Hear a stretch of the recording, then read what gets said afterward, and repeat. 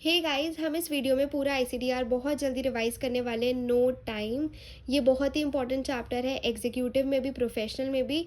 तो और इसमें मैंने बहुत ही सारे इसमें मैंने नोट्स बनाए हैं, कुछ बहुत कम पेजेस के नोट्स हैं। एंड इस वीडियो में हम उनको फटाफट इन नो टाइम हम उनको पूरे नोट्स को रिवाइज कर लेंगे। एंड आईसीडीआर से एग्ज़ाम्स में भी बहुत सारे क्वेश्चन आते हैं, तो आप उनको कर पाओगे। आपको ये वीडियो बहुत अच्छे से देखनी है, नोट्स बनाने हैं hand to hand and revision भी करनी है। तो लेट्स स्टार्ट विद आईसीडीआर। सबसे पहले इसका टॉपिक आता है कि इशू ऑफ, इसकी आईसीडीआर की फुल फॉर्म है issue of capital and disclosure requirement. तो जो आईसीडीआर है वो नॉट एलिजिबल, मतलब कौन सी कंपनी आईपीओ नहीं ला सकती। इसका मतलब है आईपीओ क्या होता है कि सबको पता ही होता है। ठीक है, मैं वापस थोड़ा बहुत मैं आपको इंट्रोड्यूस करवा देती हूँ टॉपिक से। Initial public offer is IPO. जब भी कंपनी फर्स्ट टाइम लिस्ट होती है तो वो आईपीओ के थ्रू होती है। ठीक है, वो पब्लिक इशू लाती है आईपीओ से एंड वो लिस्ट हो जाती है। तो इसका नाम ही टॉपिक है issue of capital. Capital issue कर रही है और फिर जब वो इशू कर दिया तो उसको डिस्क्लोज करना, डिस्क्लोजर रिक्वायरमेंट। अब कौन सी कंपनीज आईपीओ ला ही नहीं सकती। ठीक है, तो वही कंपनी नहीं ला सकती जो गलत कंपनीज है, फ्रॉड कर रखा है। ठीक है, तो वो पढ़ते हैं। तो रेगुलेशन 5 में लिखा हुआ है कि अगर उस कंपनी का, वो कंपनी खुद इशूअर, ठीक है, हम इधर ये सिक्योरिटी लॉ है, हम इधर कंपनी नहीं मेंशन करेंगे, हम मेंशन करेंगे सिक्योरिटी इशूअर। ठीक है, कंपनी को इशूअर बोलेंगे। तो इशूअर, प्रमोटर या उस कंपनी का डायरेक्टर या प्रमोटर ग्रुप या सेलिंग शेयर होल्डर डिबार्ड है। ठीक है, उसको सिक्योरिटी मार्केट ने डिबार किया हुआ है, तब वो कंपनी आईपीओ नहीं ला सकती।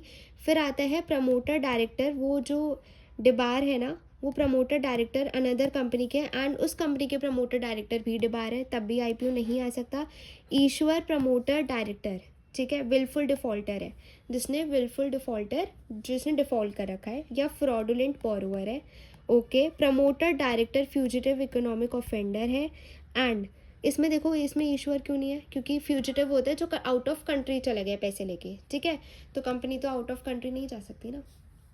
फिफ्थ पॉइंट आता है जो कि एफपीओ में नहीं आता है, अगर आउटस्टैंडिंग कन्वर्टेबल सिक्योरिटीज़ है तो वो भी कंपनी आईपीओ नहीं ला सकती। बट इसका एक एक्सेप्शन है कि वो कंपनी ला सकती है अगर उसके आउटस्टैंडिंग ईसॉप्स है, तब वो ला सकती है। और उन्होंने बोला है कि वो कन्वर्ट कर देंगे अपनी कन्वर्टेबल सिक्योरिटीज़, ड्राफ्ट ऑफर, जो भी ऑफर डॉक्यूमेंट फाइल होता है आरओसी को, उससे पहले वो कन्वर्ट कर देंगे, देन वो एलिजिबल है, देन वो आईपीओ ला सकती है कंपनी।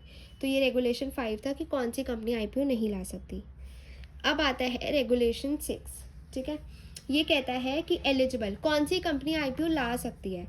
तो सबसे पहला है कि नेट टैंजिबल एसेट उस कंपनी का 3 CR है इन ईच 3 ईयर्स। ई मतलब ईच, हर 3 साल में उसके टैंजिबल एसेट्स 3 करोड़ है। ठीक है, इसमें एक और लिमिट थी कि 50% जो है उसका मॉनेटरी फॉर्म में, उससे ज़्यादा मॉनेटरी फॉर्म में नहीं होना चाहिए।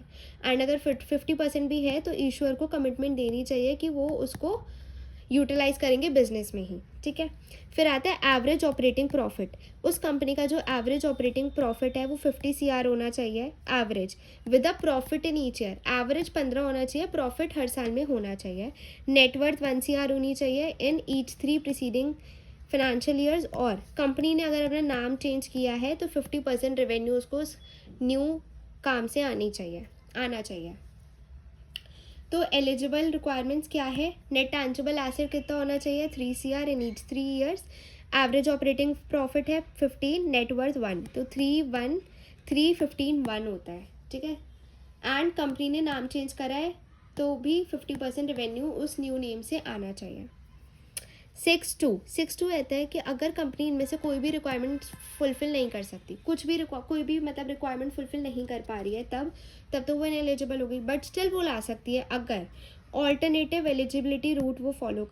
उसमें लिखा है कि अगर वो इस चीज़ को फॉलो करती है, व्हाट इज़, कि अगर ईश्वर हैज़ टू, मतलब वो जो इशू ला रही है वो has to be by book building process and 75% has to be allotted to QIB। 75% जो है वो QIB को दे दो और तुम्हारा बुक बिल्डिंग से हो प्रोसेस तो तुम ला सकते हो। ये इनएलिजिबल, मतलब कि ये है 6.2 में अनदर ऑल्टरनेटिव एलिजिबिलिटी। ठीक है, या तो फर्स्ट वाली ट्राई करो, इससे नहीं आ पा रहे तो इससे आ जाओ। तो आपको बुक बिल्डिंग से लाना पड़ेगा और 75% जो भी तुम्हारा इशू होगा वो तुम्हें QIB को देना है। ये QIB कौन होते हैं? बड़े बड़े इन्वेस्टर्स होते हैं, क्वालिफाइड इंस्टीट्यूशनल बायर्स होते हैं, आगे देखेंगे, ठीक है। नाउ अब आती है जनरल कंडीशंस। क्या कंडीशंस है अगर एक कंपनी को IPO लाना है तो उसकी कंडीशन क्या है? सबसे पहली कंडीशन, जनरल कंडीशन ये है कि इन प्रिंसिपल अप्रूवल, तुम्हें स्टॉक एक्सचेंज से जहाँ पे तुम अपनी सिक्योरिटीज़ लिस्ट करोगे वहाँ स्टॉक एक्सचेंज से इन प्रिंसिपल अप्रूवल ले लो। फिर आती है अग्रीमेंट विद डिपॉजिटरी, डिपॉजिटरी के साथ अग्रीमेंट कर लो जो ट्रांसफ़र वगैरह का काम देखते हैं, ठीक है। जो भी शेयर्स होने चाहिए प्रमोटर के वो डीमैट फॉर्म में होने चाहिए, फुली पेड अप होने चाहिए, सिक्योरिटीज़ अगर आउटस्टैंडिंग थी तो कन्वर्टेड हो जानी चाहिए। सिक्स और 7 बहुत इंपॉर्टेंट है। तो पांचों कंडीशन तो नॉर्मल है। इन प्रिंसिपल अप्रूवल ले लो स्टॉक एक्सचेंज से, अग्रीमेंट कर लो डिपॉजिटरी के साथ, शेयर्स ऑफ प्रमोटर क्या होने चाहिए? डीमैट फॉर्म में होने चाहिए, फुली पेड अप होने चाहिए। सेकंड आता है 6 एंड 7 बहुत इंपॉर्टेंट है, ध्यान से सुनना, which is firm arrangement. Firm arrangement होने चाहिए फ्रॉम वेरीफाइबल मीन्स, मतलब तुम्हारे अरेंजमेंट्स एकदम फर्म होने चाहिए। Verifiable means 75% of the project excluded internal accruals and IPO issue. इसका मतलब है कि फॉर एग्जांपल तुमने IPO ले लिया, पब्लिक से ले लिया, बट तुमने सोचा था कि 100 CR मुझे एक प्रोजेक्ट में इन्वेस्ट करना है जिसमें से 50 CR मैं पब्लिक से इशू करूँगा एंड 50 CR में क्या कर पब्लिक से रेस करूँगा एंड 50 CR में बैंक से लोन ले लूँगा। आपने पब्लिक से पैसे मंगवा लिया एंड बैंक ने लोन लेने से मना कर दिया, तो वो तो 50 CR जो पब्लिक ने दिया वो तो वेस्ट हो गया ना। तो इसलिए ये कंडीशन है कि पहले ही अरेंज कर लो 75% ऑफ द प्रोजेक्ट जो एक्सक्लूड करता है इंटरनल एक्यूरल्स, मतलब वो बिजनेस का प्रॉफिट नहीं, एंड IPO इशू को हटा के फर्म अरेंजमेंट कर लो फ्रॉम वेरीफाइबल मीन्स। तो ये कंडीशन ये बोलती है। फिर आती है 7 कंडीशन, बोलते हैं कि मैक्सिमम डिस्क्लोजर देना ऑफर डॉक्यूमेंट में, कि तुम्हारे ऑफर डॉक्यूमेंट में क्या डिस्क्लोजर देनी है, क्या देना है। सबसे पहले जनरल कॉर्पोरेट पर्पज़, तुम वो जो पैसा तुम रेज कर रहे हो वो तुम जनरल कॉर्पोरेट पर्पज़ के लिए सिर्फ 25% यूज़ कर सकते हो, और अभी तुम्हें नहीं पता कि कहाँ इन्वेस्ट करना है तो वो अनआइडेंटिफाइड इन्वेस्टमेंट भी 25% कर सकते हो, तो 25% उसका। बट इन दोनों का अग्रीगेट आप सिर्फ टोटल इशू का 35% ही आप इन दोनों के लिए यूज़ कर सकते हो। कौन कौन से के लिए? जनरल कॉर्पोरेट पर्पज़ के लिए और अनआइडेंटिफाइड इन्वेस्टमेंट। तो ये इस पेज में हमने क्रक्स में अभी तक हमने ये पढ़ा कि एलिजिबिलिटी क्या है, IPO कौन कौन नहीं ला सकता, कौन कौन ला सकता है, कौन सी कंपनीज ला सकती है, और अगर फुलफिल नहीं कर रहे आप ये कंडीशंस तो ऑल्टरनेटिव एलिजिबिलिटी क्या है which is in 6(2), and general conditions कि अगर आप IPO ला रहे हो तो आपको क्या क्या नॉर्मल कंडीशंस तो फॉलो करनी ही पड़ेगी। अब नेक्स्ट टॉपिक आता है वारंट का, ठीक है। वारंट क्या होता है? वारंट होता है एक instrument, warrant is a instrument जो कि राइट देता है to buy a security. Warrant एक इंस्ट्रूमेंट है जो कि राइट देता है कि तुम ये सिक्योरिटी खरीद लो एट अ, किस पे? 3 चीज़ें पहले से ही फिक्स होती है। प्री डिटरमाइंड किस पे? डेट पहले से ही डिसाइडेड होती है कि इस डेट को होगा, रेट पहले से ही होती है, क्वांटिटी, ठीक है। तो वारंट एक इंस्ट्रूमेंट है, एक मतलब इंस्ट्रूमेंट है विच गिव्स अ राइट, एक राइट दे रहा है, मर्जी है सिक्योरिटी होल्डर की मर्जी है कि वो वारंट को एक्सरसाइज करे या ना करे, बट आपके पास एक राइट है कि अगर आज मार्केट का प्राइस 100 है तो हम आपको 3 महीने बाद अपना शेयर दे देंगे 60 में, वारंट। तो वारंट का ये होता है कि अगर आप हो सकता है शेयर का प्राइस कम भी हो जाए, बढ़ भी जाए, तो वो होल्डर की मर्जी होती है कि उसको एक्सरसाइज करना है या नहीं। तो वारंट इसलिए अटैच किया जाता है to make the security look more attractive, basically एक अट्रैक्शन के लिए दिया जाता है। तो इंस्ट्रूमेंट, वारंट एक इंस्ट्रूमेंट है जो कि क्या देता है? एक right to buy a security at a predetermined, किस प्री डिटरमाइंड पे? प्राइस प्री डिटरमाइंड होगा, रेट और क्वांटिटी। अब इसका प्रोविजन क्या है वारंट का? सबसे पहला है प्रोविजन वारंट का 18 मंथ्स, कि जो मैक्सिमम टेन्योर होता है वारंट का वो होता है 18 मंथ्स। 1 और मोर वारंट्स अटैच हो सकते हैं, एक सिक्योरिटी से 1 और मोर वारंट अटैच कर सकते हो। 25% आपको उसी टाइम देना पड़ता है, 25% आपको उसी टाइम देना पड़ता है अपफ्रंट, ठीक है, from the due date, otherwise forfeited. और अगर आपने एक्सरसाइज नहीं करा विद इन 3 मंथ्स में, वारंट को आपने 3 मंथ्स में एक्सरसाइज नहीं करा तो क्या होता है कि आपका वो अमाउंट फोरफिटेड हो जाता है। तो वारंट के 4 प्रोविजंस थे। 18 months maximum tenure of warrant होता है, 18 मंथ्स। एक या एक से ज़्यादा वारंट अटैच हो सकते हैं। अपफ्रंट प्राइस होता है, अपफ्रंट प्राइस आपको पहले ही डिस्क्लोज कर दो कि इस प्राइस पे देंगे, जैसे हमने इधर पढ़ा था predetermined price rate. Second आता है 25% to be paid upfront, and ये एक्सरसाइज हो जाना चाहिए विद इन 3 मंथ्स, और नहीं किया तो वो अमाउंट फोरफीट हो सकता है। Next topic is draft offer document. अब हम इसके प्रोविजंस पढ़ेंगे। तो मर्चेंट बैंकर को सेबी को ड्राफ्ट ऑफर डॉक्यूमेंट की 3 कॉपीज़ देनी पड़ती है along with the fees, and फिर हम उसको स्टॉक एक्सचेंज को भी देते हैं, और वो स्टॉक वेबसाइट पे अपलोड होता है, SEBI, merchant banker and company की वेबसाइट पे अपलोड हो जाता है। सेकेंड इसमें पॉइंट आता है कि सर्टिफिकेट ऑफ अग्रीमेंट हम और क्या क्या देते हैं सेबी को ड्राफ्ट ऑफर डॉक्यूमेंट के साथ। तो हम जो भी कंपनी और मर्चेंट बैंकर ने अग्रीमेंट करा है वो देते हैं, अग्रीमेंट की कॉपी देते हैं। फिर आता है due diligence certificate. Merchant banker एक ड्यू डिलीजेंस सर्टिफिकेट देगा कि उसने सारी डिलीजेंस कर ली है।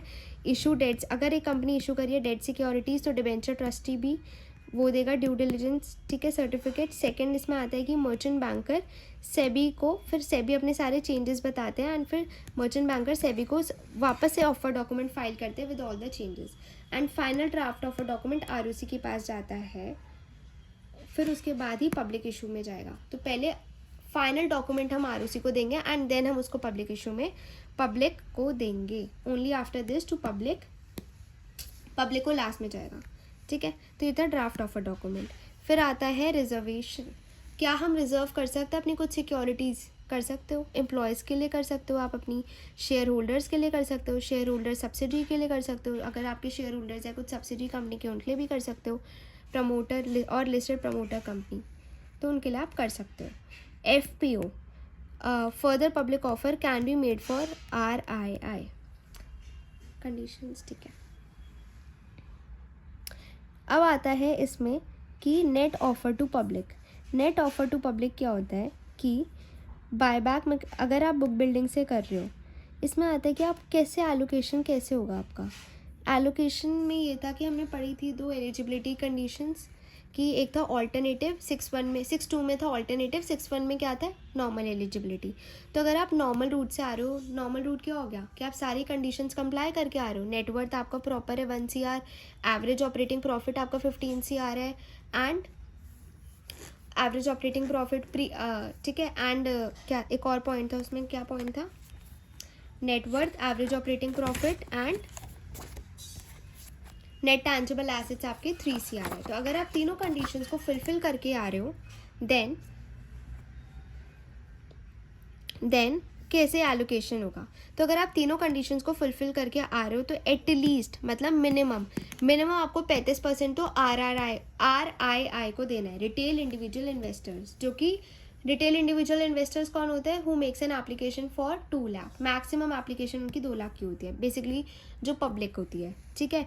15% आपको मिनिमम आपको 15% NII को देने हैं, एंड मैक्सिमम 50% आप किसको दे सकते हो? QIB को। मैक्सिमम 50% आप QIB को दे सकते हो, मैक्सिमम है, क्योंकि QIB को ज़्यादा मत दो, क्योंकि इधर हम ये देख रहे हैं कि आप जब सारी कंडीशंस पूरी करते हुए आ रहे हो तो आप पब्लिक को ज़्यादा दो, ठीक है। इसमें ये ऑब्जेक्टिव है।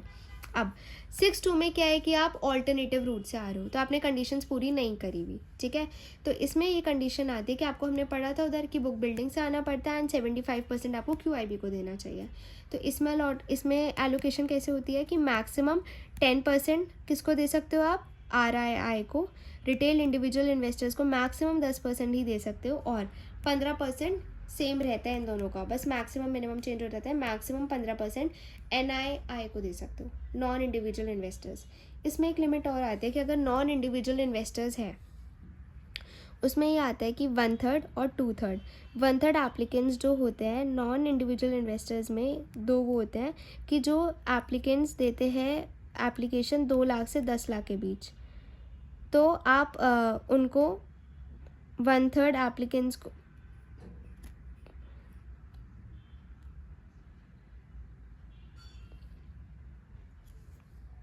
Next topic is draft offer document.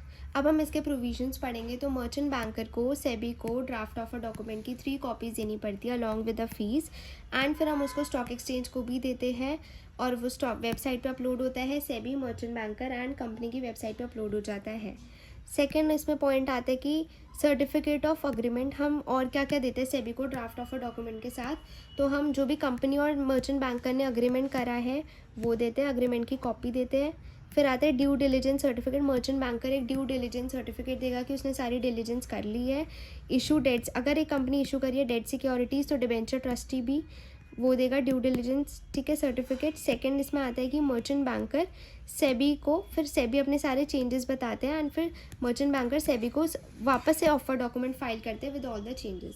And final draft offer document ROC के पास जाता है, फिर उसके बाद ही पब्लिक इशू में जाएगा। तो पहले फाइनल डॉक्यूमेंट हम आरओसी को देंगे एंड देन हम उसको पब्लिक इशू में पब्लिक को देंगे। Only after this to public को लास्ट में जाएगा, ठीक है। तो ये था draft of a document.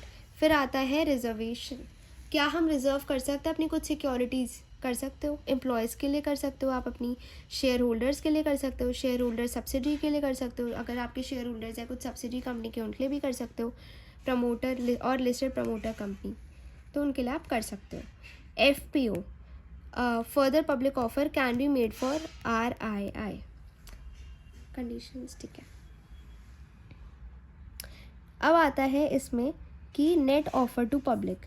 Net offer to public क्या होता है कि बायबैक में अगर आप बुक बिल्डिंग से कर रहे हो, इसमें आता है कि आप कैसे एलोकेशन कैसे होगा आपका।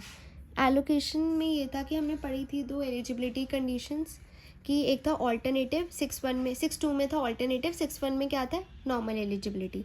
तो अगर आप नॉर्मल रूट से आ रहे हो, नॉर्मल रूट क्या हो गया कि आप सारी कंडीशंस कंप्लाई करके आ रहे हो, नेटवर्थ आपका प्रॉपर है 1 CR, एवरेज ऑपरेटिंग प्रॉफिट आपका 15 CR है एंड एवरेज ऑपरेटिंग प्रॉफिट ठीक है। एंड क्या एक और पॉइंट था उसमें, क्या पॉइंट था, net worth, average operating profit and net tangible assets आपके 3 CR है। तो अगर आप तीनों कंडीशंस को फुलफिल करके आ रहे हो देन कैसे एलोकेशन होगा। तो अगर आप तीनों कंडीशंस को फुलफिल करके आ रहे हो तो एटलीस्ट मतलब मिनिमम आपको 35% तो RII को देना है, रिटेल इंडिविजुअल इन्वेस्टर्स। जो कि रिटेल इंडिविजुअल इन्वेस्टर्स कौन होते हैं, who makes an application for 2 lakh, maximum application उनकी 2 लाख की होती है बेसिकली जो पब्लिक होती है, ठीक है।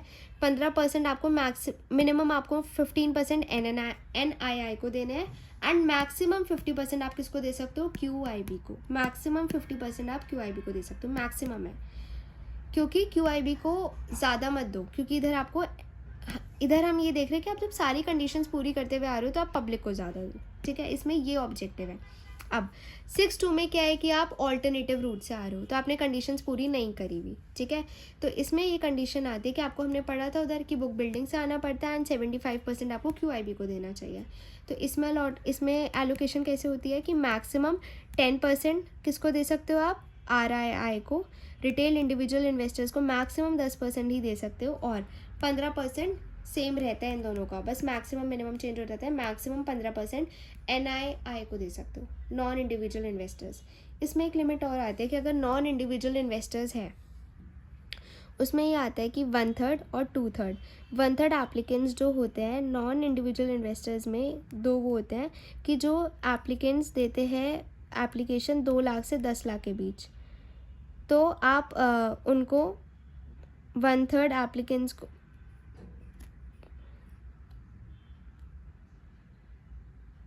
अब हमारा नेक्स्ट टॉपिक आता है QIB में हमने देखा था उसमें क्या था कि अगर आप ऑल्टरनेटिव रूट से आ रहे हो, 6.2 से आ रहे हो, तो आपको 75% अलॉट करने हैं QIB को। तो QIB के कुछ एग्जांपल्स है, AIF, mutual fund, foreign venture capital investors, scheduled commercial bank, public financial institution, insurance company, fund अगर setup by army navy air force, insurance fund setup by army navy air force, pension fund, NI fund, systematically important NBFC, तो ये सब हमारे QIB है। Under writing अगर आप other than book building से आ रहे हो, अदर देन बुक बिल्डिंग मतलब 6.1 से आ रहे हो, तो 6.1 से आ रहे हो तो आप एंटर कर सकते हो अंडर राइटिंग अग्रीमेंट करवा लोगे before filing offer document to ROC। तो आप अंडर राइटिंग अग्रीमेंट पहले ही करवा लो, ड्राफ्ट ऑफर डॉक्यूमेंट फाइल करने, ROC को फाइल करने से पहले ही अंडर राइटिंग अग्रीमेंट करवा लो। फिर आता है price, in case of under writer not be less than issue price. जिस प्राइस में अंडरराइटर लेगा वो इशू प्राइस से कम के प्राइस में नहीं ले सकता। मर्चेंट बैंकर या जो स्टॉक ब्रोकर होते हैं वो ही अंडरराइटर की तरह एक्ट कर सकते हैं। ठीक है, तो अंडरराइटिंग में है कि अगर आप बुक बिल्डिंग से नहीं आ रहे हो तो आप पहले ही आरओसी को ड्राफ्ट ऑफर डॉक्यूमेंट फाइल करने से पहले ही उनसे अग्रीमेंट करवा लो। उनको उसी प्राइस पे दो जिस प्राइस पे आप इशू को पब्लिक को दोगे, and merchant banker and stock broker act करेंगे एज अंडरराइटर। ये वाले इंपॉर्टेंट है। अगर आप बुक बिल्डिंग से आ रहे हो तो क्या प्रोविजंस है। बुक बिल्डिंग से आ रहे हो तो आपको लीड मैनेजर और syndicate member to act as underwriter. जो आपके लीड मैनेजर है और जो सिंडिकेट मेंबर है वो एक्ट करेंगे एज अंडरराइटर। फिर आता है minimum 90% has to be underwritten. Basically ये पूरा 90% अंडर राइट करते हैं अगर आप बुक बिल्डिंग से आ रहे हो तो। फिर minimum 90% lead manager to appoint syndicate manager. तो लीड में है, ठीक है, वो लीड मैनेजर अपॉइंट करते हैं सिंडिकेट मेंबर को। अब अगर syndicate member fails to comply, वो अपनी रिस्पॉन्सिबिलिटी पूरी नहीं करता, तो लीड मैनेजर उस क्राइटेरिया उसकी जिम्मेदारी वो निभाएगा, क्योंकि वही तो उसको अपॉइंट कर रहा है। Price not to be less than issue price, same है दोनों में कि प्राइस तुम इशू प्राइस से लेस में नहीं ले सकते, और ये कोई और एक्वायर नहीं कर सकते शेयर इन IPFPO। मतलब इन्हें अपनी ऑब्लिगेशन के शेयर्स ही एक्वायर करने और कोई शेयर्स नहीं कर सकते परचेज। अब आते हैं एडवर्टीजमेंट पे। ठीक है, तो एक है प्री इशू एडवर्टीजमेंट एंड एक है post issue. Pre issue advertisement कब जाएगा? After filing offer document with ROC. तो हमने क्या पढ़ा था, ऑफर डॉक्यूमेंट फाइल करने से पहले तुम्हें अग्रीमेंट कराने अंडरराइटर के साथ। अब है कि प्री इशू एडवर्टीजमेंट कब दोगे? एक बार आपने ऑफर डॉक्यूमेंट फाइल कर दिया आरओसी के पास, तो उसके बाद आप क्या करो, after filing offer document with ROC आप प्री इशू एडवर्टीजमेंट दे दो। किस में दोगे? न्यूज़पेपर में दोगे, एक इंग्लिश और एक हिंदी। फिर क्या आता है इसमें, content disclosures under schedule 10 of ICDR। जो भी शेड्यूल 10 ऑफ ICDR में डिस्क्लोजर्स है वो सब जाते हैं। पोस्ट इशू होता है कि with in 10 days from completion, जिस दिन हमारा पूरा इशू ख़त्म हो गया, विद इन 10 डेज जब पूरी फॉर्मेलिटीज़ इशू की ख़त्म हो गई, तो ये जब जाएगा post issue advertisement. Application, allotment, refund, listing, subscription, मतलब इसमें हम सारी इन्फॉर्मेशन देंगे, कितने एप्लीकेशन आए, कितने रिफंड हुए, कितने अलॉटमेंट हुई, कितनी लिस्टिंग हुई, कब लिस्टिंग हुई, सब्सक्राइब कितने लोगों ने किया, न्यूज़पेपर में, दोनों में हम न्यूज़पेपर में देंगे। ओके, तो पोस्ट इशू कब जाएगा? 10 days from completion of all activities. और ये कब जाएगा? After filing draft offer document with ROC. Draft तो हम सेबी को फाइल करते हैं ना। नाउ अब हम पढ़ने वाले opening of the issue. Opening of the issue में है कि 3 days elapse filing offer document with ROC. Opening of the issue, कब इशू ओपन हो जाएगा, कब होगा ओपन? जब 3 दिन हो गए हो, जब हमने ऑफर डॉक्यूमेंट आरओसी के पास फाइल करा है उसके 3 दिन बाद इशू ओपन हो जाएगा। तो जैसे ऑफर डॉक्यूमेंट, देखो अभी तक हमने पढ़ा कि जैसे ऑफर डॉक्यूमेंट आरओसी को हमने सबमिट कर दिया, तब आपको क्या करना है, ऑफर डॉक्यूमेंट सबमिट करने के बाद आपको क्या करना है, प्री इशू एडवर्टीजमेंट देना है। अब 3 दिन बाद उसके बाद आप इशू ओपन कर दो, ठीक है, और वो शुड ओपन आप कभी भी कर सकते हो 12 महीने में फ्रॉम द डेट ऑफ जिस दिन आपको ऑब्जर्वेशन सेबी से आई है। तो 1 साल में आप कभी भी, मैक्सिमम ये है कि 1 साल में हो जाना चाहिए आपका इशू ओपन, बट और मिनिमम है कि 3 दिन बाद आप इशू ओपन कर सकते हो जिस दिन आपने आरओसी को ऑफर डॉक्यूमेंट सबमिट किया। अब आता है shelf prospectus.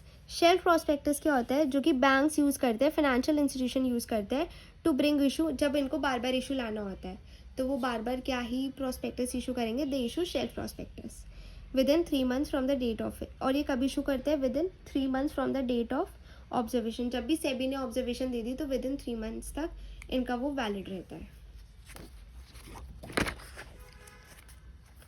Now offer for cell, ये बहुत इंपॉर्टेंट है एंड ये थोड़ा ट्रिकी भी होता है, तो हम इसको अच्छे से करते हैं।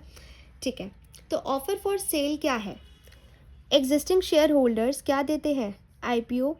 देखो ऑफर फॉर सेल में क्या होता है, 2 टाइप के IPO होता है, ठीक है। एक तो कंपनी दे रही है, कंपनी शेयर्स इशू कर रही है, फ्रेश शेयर्स। एक होता है जो एग्जिस्टिंग शेयर होल्डर्स ही है, उनको अगर पब्लिक को शेयर्स देने हैं तो वो IPO कर सकते हैं। तो इसी को बोलते हैं जब एग्जिस्टिंग शेयर होल्डर्स पब्लिक को देते हैं अपने शेयर्स IPO में। फिर इसमें कंडीशन आती है कि 2 कंडीशन इन पे है कि या तो तुमने 1 साल तक उन्हें होल्ड कराओ, shares must be held for a period of 1 year, और वो फुली पेड अप होने चाहिए। तुमने उनकी सारी कॉल्स पे करी हुई है एंड तुमने क्या उन्हें होल्ड कराओ, 1 साल तक होल्ड किया हो। They must be held for a period of 1 year, 1 साल तक तुमने उन्हें होल्ड करके रखा हो। अब आता है एक्सप्लेनेशन। इस पॉइंट का एक्सप्लेनेशन पढ़ेंगे। 3 पॉइंट्स है कि holding period of convertible securities will be considered for counting 1 year. ये हमें पता है कि अगर आपके पास कोई कन्वर्टेबल सिक्योरिटी थी, ठीक है, तो हम उसको भी काउंट करेंगे। इस 1 ईयर को कैलकुलेट करने के लिए आपको ये भी काउंट करना पड़ेगा कन्वर्टेबल सिक्योरिटी का होल्डिंग पीरियड। फिर आता है period of 1 year must be complied as on the date of filing of a document. Period of 1 year comply as on the date of filing of a document, ठीक है। Period of 1 year कब से कब देखेंगे? Complied as on the, जिस दिन आपने draft of a document SEBI को दिया है, हम जब से चेक करेंगे कि 1 ईयर खत्म हुआ या नहीं। Conversion must take place prior to filing of offer document. And वो जो अगर कन्वर्जन अगर अभी भी रहता है कन्वर्ट होना, तो वो उससे पहले हो जाना चाहिए। कब? ऑफर डॉक्यूमेंट फाइल होने से पहले। अब नॉन एप्लीकेबल, कब कब हम ऑफर फॉर सेल कर ही नहीं सकते। सॉरी, इसमें ये पॉइंट है नॉन एप्लीकेबल इज कि ये वाला पॉइंट एप्लीकेबल नहीं है। मतलब ये तीनों, ये वाला पॉइंट की 1 ईयर का पीरियड यहाँ पे नहीं देखना में, ये वाला पॉइंट इधर एप्लीकेबल नहीं है। सबसे पहले है कि अगर गवर्नमेंट कंपनी है या स्टैट्यूटरी अथॉरिटी है या कॉरपोरेशन है या एसपीवी है जो कि इंफ्रास्ट्रक्चर में इंगेज्ड है, उनको ये 1 ईयर का पीरियड नहीं देखना, वो ऐसे ही कर सकती है ऑफर फॉर सेल। तो एग्जेम्पशंस है ये। तो सबसे पहला है इसमें government company, statutory authority, corporate, SPV, अगर वो इंफ्रास्ट्रक्चर में इन्वॉल्व है। फिर आता है equity shares received as per the order of central government tribunal court under section 230-234 की स्कीम से हुआ है इन लिeu of business capital existence for 3 years. कोई भी बिजनेस 3 साल से चल रहा था एंड ट्रिब्यूनल ने ऑर्डर पास किया, सेंट्रल गवर्नमेंट ने ऑर्डर पास किया, अब इक्विटी शेयर्स उस वजह से बिजनेस ट्रांसफ़र हुआ एंड इक्विटी शेयर्स मिले हैं, तो और वो बिजनेस 3 साल से एग्जिस्टेंस में था, तब भी हम ये पीरियड नहीं देखेंगे, आप ऑफर फॉर सेल कर सकते हो। फिर आता है बोनस शेयर रिसीव्ड। अगर आपको बोनस शेयर रिसीव्ड हुए हैं where the parent shares, bonus share जब मिलता है ना कि अगर आपको हम एग्जिस्टिंग शेयर होल्डर्स को शेयर देंगे फॉर फ्री, तो अगर आपके पास कुछ शेयर्स पहले से ही है जो आप एक साल तक आपने उनको होल्ड किया हुआ है, तब भी आपको बोनस शेयर्स मिले हैं, तो अब हम उनका 1 ईयर नहीं देखेंगे। आप बोनस शेयर्स वाले शेयर्स को भी ऑफर फॉर सेल में दे सकते हो, बट इसमें ये कंडीशन है कि बोनस शेयर्स आपको मिले हो, bonus share received out of free reserves और सिक्योरिटी प्रीमियम रिजर्व से मिले हो, not out of. Bonus shares या तो आपको फ्री रिजर्व और सिक्योरिटी प्रीमियम रिजर्व से मिले हो, but not out of revaluation reserve and unrealise profit. तो जो बोनस शेयर के लिए कंडीशन है कि बोनस शेयर आपको free reserve and security premium reserve से मिले हो, but not out of revaluation reserve और अनरियलाइज प्रॉफिट से नहीं मिलने चाहिए। तो ये था हमारा पूरा ऑफर फॉर सेल। अब हम स्टार्ट करेंगे प्रमोटर कंट्रीब्यूशन से। प्रमोटर कंट्रीब्यूशन के लिए लिमिट आती है कि 20% ऑफ पोस्ट इशू कैपिटल। अगर आईपीओ है तो 20% पोस्ट इशू देखेंगे एंड एफपीओ है तो प्रपोज्ड या पोस्ट, ठीक है। तो इसमें क्या है, प्रमोटर पे ये कंडीशन क्यों लगाई हुई है कि आपको इतना तो 20% तो होल्ड करना ही पड़ेगा। वाई? इसलिए क्योंकि आप आईपीओ से इतना सारा लोगों का पैसा ले रहे हो, अगर आप प्रमोटर का भी पैसा उसमें इन्वॉल्व होगा तो डिसीजंस अच्छे से लिए जाएंगे, मिसयूज़ नहीं होगा फंड का। इसलिए ये कंडीशन है कि इन्वेस्टर से आप इतने सारे जो अमाउंट ले रहे हो उसमें से आपको अपना भी आप कंट्रीब्यूट करो, so that prevention of misuse, मतलब मिसयूज़ नहीं हो इन्वेस्टर्स के फंड, गलत इस्तेमाल उनका ना हो। अब आता है, अब प्रमोटर्स कंट्रीब्यूशन में कुछ हेल्पर्स है कि प्रमोटर को ये जो 20% लाना पड़ता है आईपीओ से पहले, अब कौन कौन उनकी हेल्प कर सकता है। इसमें अमेंडमेंट से 2 और लोग आ गए हैं। पहले ये 5 है, AIF, alternative investment fund, insurance company, venture capital fund, scheduled commercial bank and financial institutions. तो AIF, insurance company, venture capital, scheduled commercial, financial institution, ये मैक्सिमम 10% होल्ड कर सकते हैं, ये मैक्सिमम 10% से हेल्प कर सकते हैं। एंड ये जो प्रमोटर कंट्रीब्यूशन है ये 1 day prior to issue opening लाना पड़ता है, 1 day prior to issue opening आपको ये चीज़ लानी पड़ेगी। अब नॉन एप्लीकेबिलिटी कि प्रमोटर कंट्रीब्यूशन कौन सी कंपनीज पर अप्लाई नहीं करेगा। अगर उस कंपनी में आइडेंटिफिएबल प्रमोटर ही नहीं है, उस कंपनी में प्रमोटर ही नहीं है, तब आप मत लेकर आओ, तब प्रमोटर नहीं है तो आप लाओगे कैसे। सेकंड है कि ये तीनों पॉइंट्स है सेकंड के। सबसे पहले आप वो कंपनी हो, अगर आप लिस्टेड हो 3 साल से, एलओडीआर के कंप्लाइंस में हो, आप अच्छी कंपनी हो। फिर है कि आपने रिड्रेस करी हुई 90% इन्वेस्टर की ग्रीवियंसेस जो भी आए हुए आपने उनको 95% को आपने रिड्रेस करा हुआ है। थर्ड आता है securities frequently traded for 3 years, और जो आपकी सिक्योरिटीज़ है वो 3 साल से फ्रीक्वेंटली ट्रेड हो रही है, तब आप पे प्रमोटर की कॉन्ट्रीब्यूशन की एप्लीकेबिलिटी मैटर नहीं, नॉन एप्लीकेबल, बेसिकली आप पे वो मैटर नहीं करेगी। तो वापस से पढ़ लेते हैं। नॉन एप्लीकेबिलिटी कब होगी? प्रमोटर आइडेंटिफेबल नहीं है अगर आपकी कंपनी 3 चीज़ों से कंप्लाई करती हो। सबसे पहला क्या है? 3 साल से लिस्टेड हो, LODR के कंप्लायंस में हो, रिड्रेस करी हुई इन्वेस्टर की ग्रीवियंसेस 95% और शेयर्स जो है फ्रीक्वेंटली ट्रेडेड है 3 साल से। अब कौन सी सिक्योरिटीज़ इनएलिजिबल है, ये करने से पहले हम छोटे मोटे इसके जो और पॉइंट्स हैं वो देख लेते हैं। सबसे पहला है कि promoter can buy convertible security. क्या प्रमोटर कन्वर्टेबल सिक्योरिटी बाय कर सकते हैं? हाँ जी। Promoter can not pay less as compare to public. क्या प्रमोटर सस्ते में इशू ले सिक्योरिटी सस्ते में ले सकता है? नहीं ले सकता। Convertible debt 20% of project cost, ये बताती हूँ मैं भी आपको। इससे पहले लॉक इन करते हैं। लॉक इन में ये लिखा है कि मिनिमम प्रमोटर का कंट्रीब्यूशन अगर आ रहा है 20% आप ला रहे हो तो 18 मंथ्स 18 महीने के लिए वो लॉक हो जाएगा। आप उनको ना ट्रांसफ़र कर सकते हैं, ना बेच सकते, कुछ भी नहीं कर सकते। तो वो लॉक इन पीरियड क्या है? 18 मंथ्स। अगर आप एक्सेस में ले आए, 25 ले आए, 30 ले आए, तो वो जो एक्सेस सिक्योरिटीज़ है वो 6 मंथ्स के लिए लॉक इन हो जाती है। अगर कंपनी ने SR इक्विटी शेयर्स करे हुए हैं तो जब तक उनका कन्वर्जन नहीं हो जाता वो जब तक लॉक इन रहेंगी। और कैपिटल एक्सपेंडिचर, अगर वो सारी जो IPO प्रोसीड्स है वो कैपिटल एक्सपेंडिचर में यूज़ होने वाली है, कोई बड़े एसेट में यूज़ होने वाली है कैपिटल एक्सपेंडिचर में, तो वो लॉक इन रहेगी 3 सालों के लिए। समझ आ रहा है आपको क्यों लॉक इन रहेगी? क्योंकि वो कैपिटल बहुत बड़े एसेट में वो पैसा लग रहा है, तो वो लॉक इन 3 सालों के लिए रहेगा। और अगर एक्सेस में है तो 1 साल। बेसिकली लिमिट्स डबल हो जाएगी, 18 से 3 साल और 1 साल।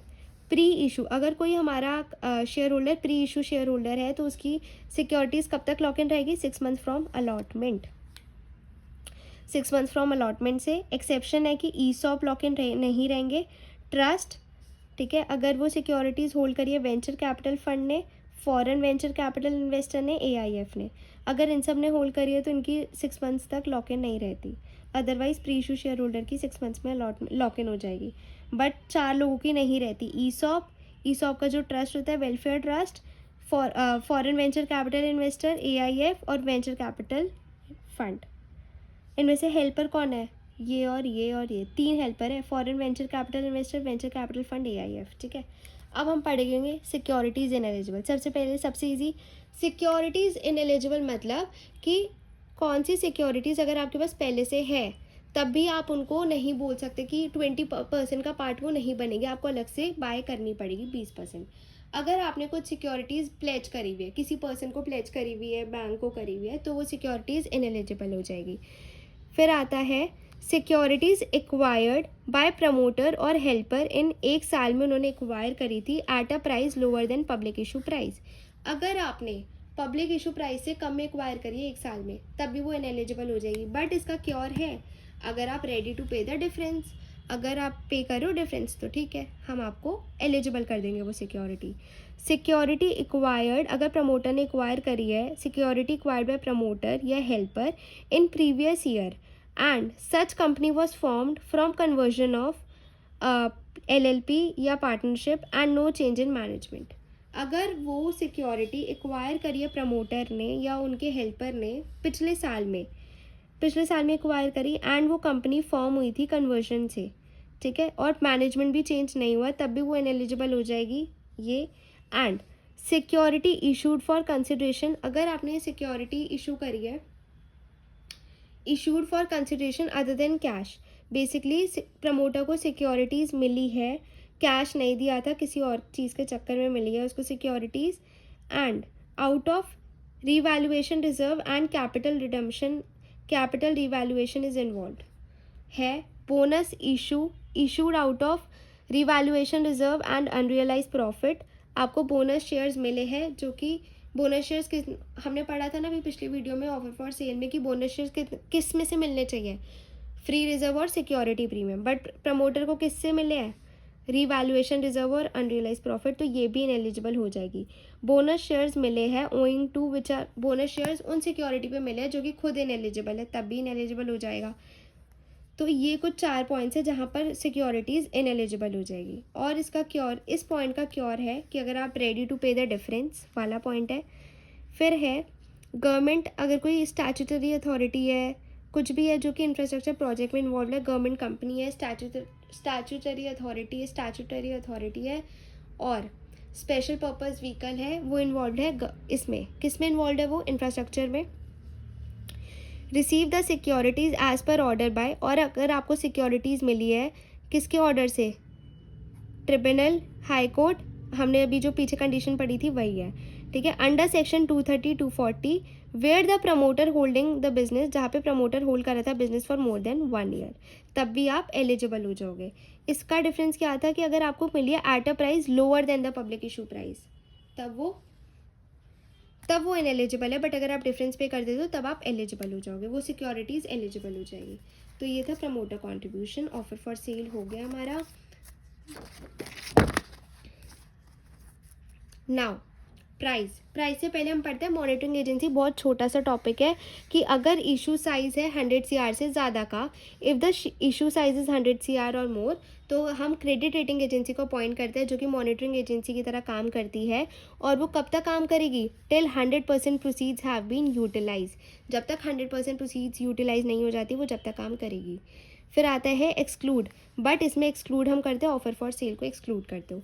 Submit its report on quarterly basis, जो अपनी ये रिपोर्ट अपनी बना के किसको देती है, कंपनी को देती है क्वार्टरली बेसिस पर। और हर क्वार्टर के एंड में ये इशूअर जो कंपनी को उसने रिपोर्ट दी है वो इन्फॉर्मेशन किसको देती है, स्टॉक एक्सचेंज को, और वेबसाइट पे भी अपलोड कर देते हैं। इतना ही था। फिर आता है प्राइस का ये है कि कैप साइज़ क्या होना चाहिए, बुक बिल्डिंग में बोलते हैं ना कि आपको ऐसे 100 से 120 एक लिमिट होनी चाहिए, तो वो क्या है, वो ऐसे है कि कैप साइज होना चाहिए maximum 120% of the floor price, minimum 105% of the floor price. Basically floor price का ही सारा काम है यहाँ पे। फ्लोर प्राइस ये बोलता है कि अपर लिमिट लोअर लिमिट बोलते हैं फ्लोर प्राइस को, कि जो आपका प्राइस होना चाहिए उस पर 2 कंडीशन लगा दी। पहली बोली है कि जो आपकी लिमिट होगी ना, कैप साइज़ होगा, जो कैप साइज़ होगा वो मैक्सिमम तो होना चाहिए 120% ऑफ द एफ पी मतलब फ्लोर प्राइस, और मिनिमम होना चाहिए 105। तो अगर हम इसको हाइड करें तो मैक्सिमम कितना होना चाहिए 120% ऑफ द फ्लोर प्राइस, और minimum 105% of the floor price, minimum 105 cap size. ये अब आता है डिस्क्लोज़ करना है आपको। एक और चीज़ ये इंपॉर्टेंट है, ये भूल जाते हैं सब, कि आपको डिस्क्लोज़ करना है फाइनेंशियल रेशियो फॉर बोथ, इस फ्लोर प्राइस का भी और कैप प्राइस का भी, ठीक है। तो अपर लिमिट होती है ये, तो आपको डिस्क्लोज करना है फाइनेंशियल रेशियो दोनों का, फ्लोर प्राइस का भी और कैप प्राइस का। तो फाइनेंशियल रेशियो आपको दोनों चीज़ का क्या करना है, डिस्क्लोज। फाइनेंशियल रेशियो आपको डिस्क्लोज करना है for both floor price and cap price, offer document में आप डिस्क्लोज करोगे, ठीक है, कैप प्राइस फ्लोर प्राइस। अब आता है सिक्योरिटी रिसीट, कि अगर आप कोई, अब ये जो पूरा प्रोसेस चल रहा है आप उसमें कुछ भी डिफ़ॉल्ट कर सकते हो, कर ना दो, तो क्या होता है कि स्टॉक एक्सचेंज पहले ही आपसे 1%, जो भी इशू साइज है अगर 100 CR आ रहे तो उसका 1% आपसे डिपॉजिट करवा लेती है स्टॉक एक्सचेंज अपने पास, और वो रिफंडेबल होता है जब इशू पूरा ख़त्म हो जाता है। डिफरेंशियल प्राइसिंग, क्या हम अलग अलग प्राइस से लोगों से चार्ज कर सकते हैं? अगर आप अपने RII मतलब रिटेल इंडिविजुअल इन्वेस्टर को डिस्काउंट दे सकते हो मैक्सिमम 10%, एम्प्लॉयज़ को भी दे सकते हो, तो अपने एम्प्लॉयज़ और RII को दे सकते हो 10% का डिस्काउंट। अगर आपका बुक बिल्डिंग इशू है तब price issue to anchor investment need not be less than public issue. तो आप एंकर इन्वेस्टर होते हैं बड़े इन्वेस्टर्स, तो आप उनको तो सोचो ही मत कि पब्लिक इशू में ज़्यादा प्राइस ले रहे हो पब्लिक से और एंकर इन्वेस्टर को कम में दे रहे हो, बिल्कुल पॉसिबल नहीं है। आपको उन्हें इक्वल प्राइस में देना पड़ेगा, या फिर बल्कि उनसे और ही ले लो, कम में मत दो। फिर आता है कॉम्पोजिट इशू। कॉम्पोजिट इशू क्या होता है, राइट इशू। कॉम्पोजिट इशू में होता है मिक्स, राइट इशू और पब्लिक इशू, तो यहाँ पे डिफरेंशियल प्राइसिंग हो सकती है।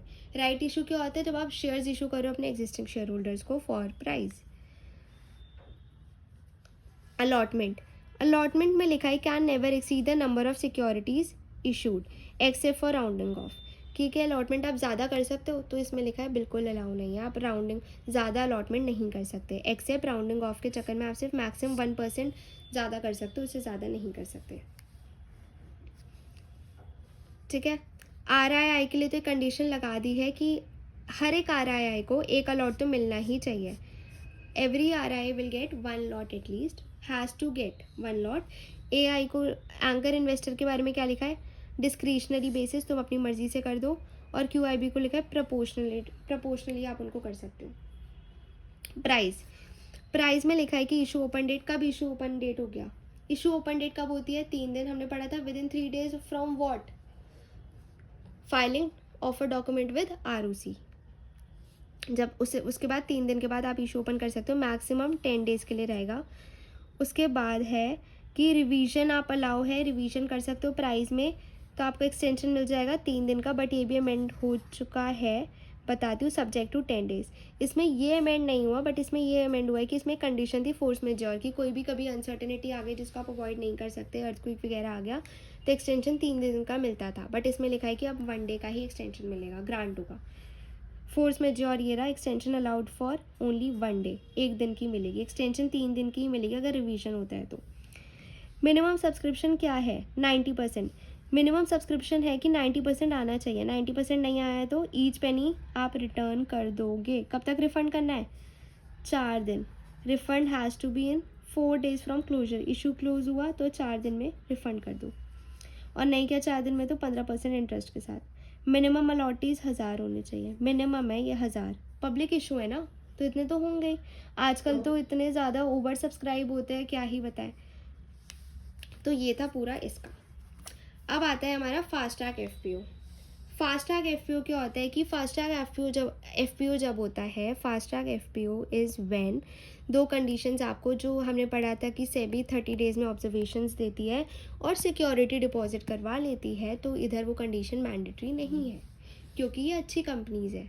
अब पढ़ते हैं कौन सी कंपनीज़ को फास्टैग अलाउड है। पहले देखते हैं कि कंडीशन क्या है। FPO वेयर इशूअर जो कंपनी है is not required to submit, उनको ड्राफ्ट ऑफर डॉक्यूमेंट सबमिट करना ज़रूरी नहीं है सेबी के पास, और ना ही उनको डिपॉजिट करना ज़रूरी है security deposit with stock exchange. वही 2 कंडीशन है। अब ये इसकी मेमोरी टेक्निक हमने पढ़ी हुई है, बट अब हम इसको पॉइंट्स पढ़ते हैं कि कौन सी कंपनी को फास्ट ट्रैक FPO करना अलाउड है। देखो ये थोड़ा कॉमन सेंस ही है कि उन्हीं कंपनीज़ को अलाउ होगा जो कंपनी कंप्लाइंस में है, परफॉर्म अच्छा कर रही है, सारे डिस्क्लोजर्स दे रही है, कंप्लाइंस से सारे टाइमली कर रही है, वही सब तो वही पड़ता है। प्रमोटर जिसके सारे शेयर्स है डीमैट फॉर्म में, वो कंपनी अलाउड है। No conflict of interest, company का कोई भी कॉन्फ्लिक्ट ऑफ इंटरेस्ट नहीं है, मर्चेंट बैंकर और कंपनी का कोई भी कॉन्फ्लिक्ट ऑफ इंटरेस्ट नहीं है। ऑडिट में कोई भी नेगेटिव रिमार्क्स, ऑडिट रिपोर्ट में कोई भी नेगेटिव रिमार्क्स नहीं है। फिर उस कंपनी का ऐसे है कि कोई शो कॉज नोटिस पेंडिंग नहीं है। नो सेटलमेंट मैकेनिज्म, कोई भी उसने कंपाउंडिंग नहीं करवाई, सेटलमेंट मैकेनिज्म यूज़ नहीं किया। नॉट सस्पेंडेड, ना ही वो कंपनी सस्पेंड हुई है 3 साल में, ठीक है, ना ही सेटलमेंट मैकेनिज्म यूज़ किया 3 सालों में, शो कॉज नोटिस भी पेंडिंग नहीं है। कंपनी लिस्टेड है 3 सालों से LODR के कंप्लाइंस में। इन्वेस्टर की प्रॉब्लम्स वो 95% रिजॉल्व कर चुके हैं और मार्केट कैपिटलाइजेशन 1000 CR और मोर है। तो बेसिकली सारी अच्छी कंपनीज फास्ट ट्रैक FPO कर सकती है।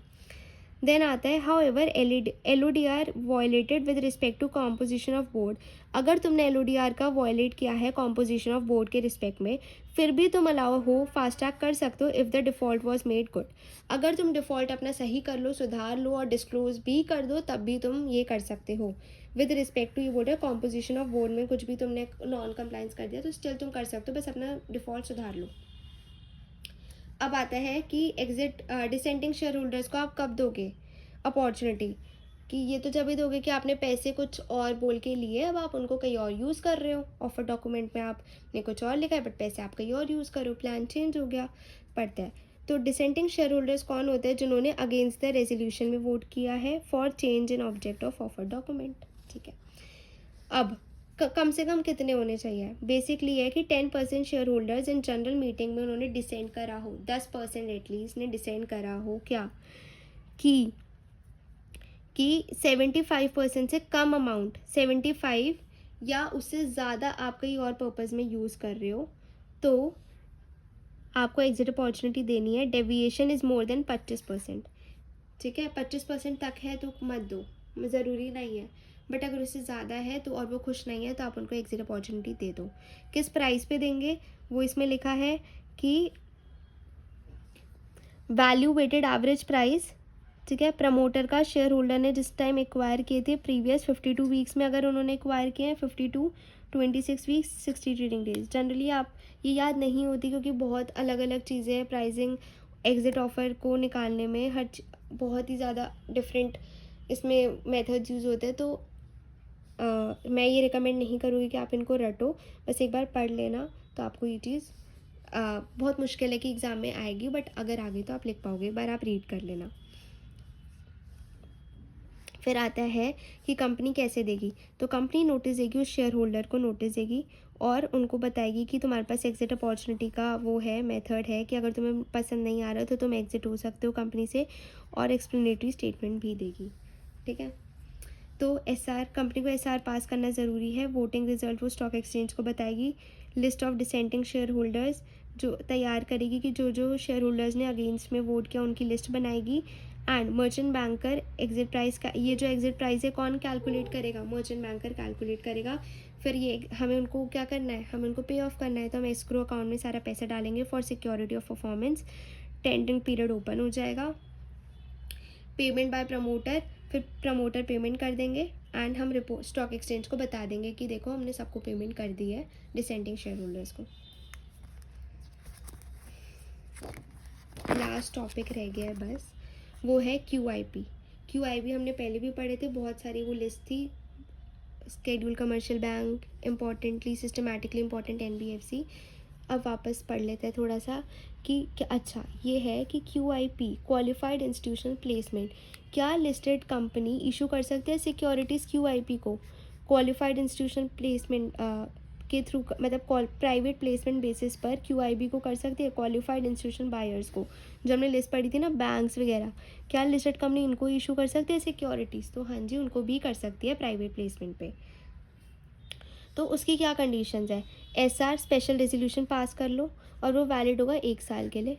ठीक है, कंपनी लिस्टेड होनी चाहिए 1 साल से, promoter director fugitive economic offender नहीं होने चाहिए उस कंपनी के, QIB shares allotted to be listed, जो भी हम उनको इनको शेयर्स देंगे QIB को वो लिस्टेड होने चाहिए, फुली पेड अप, तो आप कर लो। QIB by promoter to ensure minimum public shareholding, क्या हम प्रमोटर को दे सकते हैं टू इंश्योर QIB, हम क्या प्रमोटर को दे सकते हैं जिससे कि हमारी minimum public share holding bye offer for cell हो जाए। ये वाला टॉपिक थोड़ा सा बड़ा है, हम इसको नेक्स्ट वीडियो में करेंगे, बट बहुत इजी टॉपिक है, बट हम इसको नेक्स्ट वीडियो में स्टार्ट करेंगे। एंड IGP एंड SME, इसके ये 3 टॉपिक्स हम नेक्स्ट वीडियो में करेंगे क्योंकि ये इंपॉर्टेंट है, एंड इसका मैंने एक अलग से डिफ्रेंशिएशन वीडियो बनाया हुआ है, उसी में हम इसको देखेंगे।